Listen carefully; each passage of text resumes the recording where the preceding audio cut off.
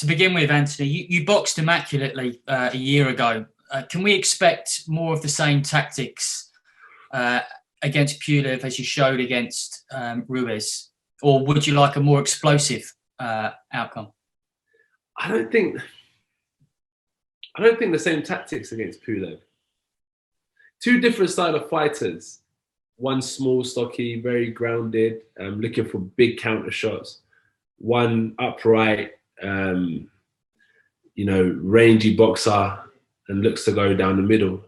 So I think this is a matter of, I think we're both technically good, me and Pulev, but this is a matter of the mind, like who's going to dominate the fight, who's got more, who's going to, crush the other one's soul, because we're quite similar in terms of style.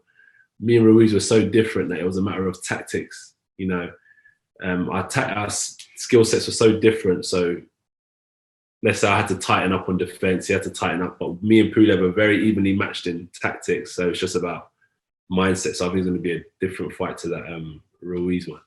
Yeah. I remember going to a press conference with you and Pulev about 3 years ago in Cardiff. Yeah.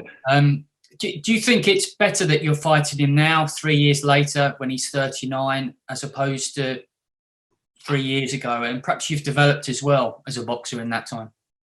So for him, I do think, the older you get, the more experience you get. Get to know what you like, what you don't like, how you spend your time. So, and I go back to that thing with Povetkin and Klitschko, 40s as well, but they're still very active. And experience, as we've seen with the latest fight with Joyce and Dubois, experience is important. So Pulev, even though he's not been fighting the biggest of punchers his last few fights, but he's had a lot of experience, had the right fights to get him here. So for me as well, I feel it could have potentially been too early, but I couldn't have said, because I don't know what would have happened. But he is talented, he is good. He would have possessed a completely different type of challenge that I would have seen before in terms of his style. So, but now I really understand his style more, and I understand the difficulties, but understand the capabilities of how to exploit them as well. So at the time, I just looked at Pulev as another target to go through, But would that have been the right mindset? But what I've done now, I've got the right sparring partners and I've trained properly. I've got fit to go the rounds. I feel like I've done everything I can to beat him, where before we was just training to beat everyone. Like, oh, give me short sparring partners, I'll spar him. Give me tall sparring partners, I'll spar him. Give me this, I'll do whatever. Now it's about specific methods, let's just say methods that lead me towards victory. So I feel like the experience has been a blessing. Yeah. Can you elaborate more on what specifics you've concentrated on during lockdown? I mean, has it given you the chance to perhaps focus more on your craft, that you haven't had two fights this year, you've just had one?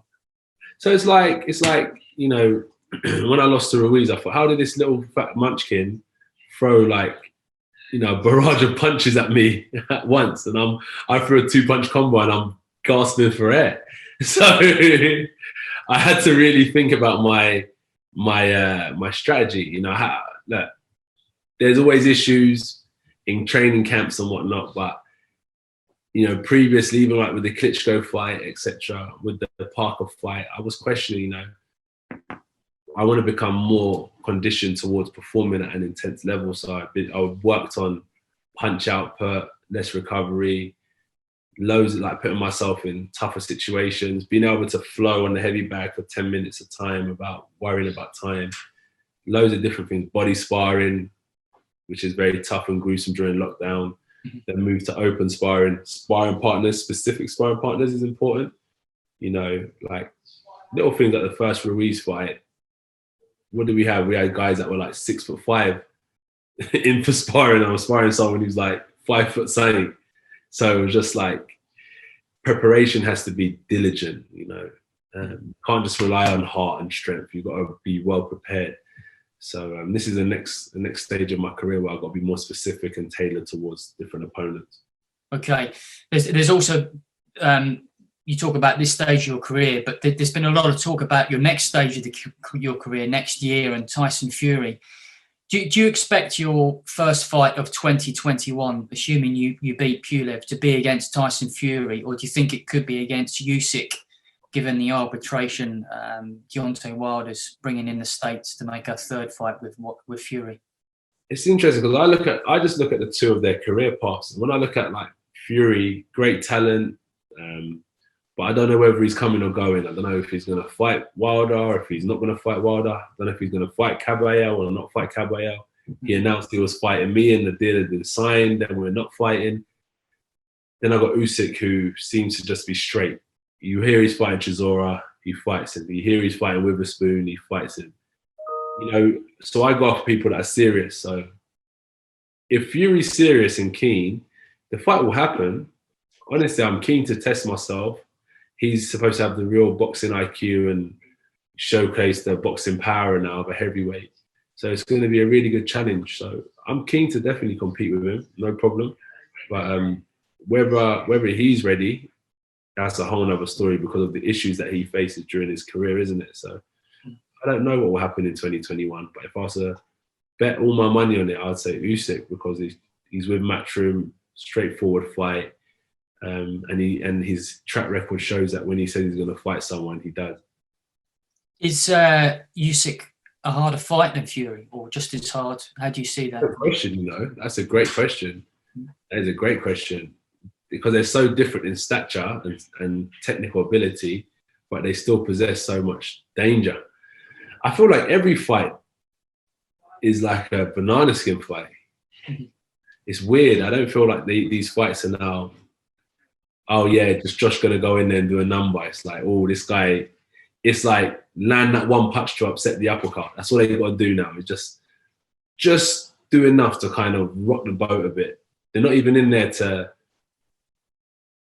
shine or outperform. They're just there to kind of go in there and say, as long as we can put a dent in the Anthony Joshua plan, that's all that matters. So every fight now is a banana skin fight. So Usyk or Fury possess big dangers, in my opinion. I couldn't say who's better, but they're definitely dangerous. What's the biggest thing you learnt from the Ruiz fight, and also off the back of that, would you like to box again in the US next year at some point? I learned yeah, I definitely like to box in New York, Madison Square Garden again, 100%. I will do. If I have the opportunity, I'll definitely take it. And secondly, the things I learned are like the industry I'm in. It's a rough man sport. You've got to keep on putting yourself back up. You know, there's no room for quitters. There's no room for any sign of weakness. You have to be strong. So there's that aspect. And then secondly, it's about punch up, but you have to be willing to continue to punch until the final bell. So there is no getting tired. It's about continuation, controlling the opponent when you're not punching with feints, head movement, controls. And it's also about, you know, throwing the combinations when you're in range as well. So I learned about boxing fitness and what it means to be boxing fit. Do you think you're fitter now than you were 18 months ago then? Yeah, I do. I'm looking at the team to see what they think. King, what do you think? I think I'm fitter now than I was 18 months ago. Do you? Serious? Yeah. Yeah. Okay, what are you doing rounds? Yeah, because we do 12 rounds a time. 10, only 10 if I've had a hard week. I just gaffer, I've done 12 rounds every session. Let me just do 10 rounds, which is 10 rounds for easy. So doing 12 rounds isn't a problem anymore against world title challengers, up and coming heavyweights, top amateurs. I'm not in there with punch bags. I'm in there with guys who know what they're doing as well. It's good sparring when I'm handling myself for the 12 rounds as well.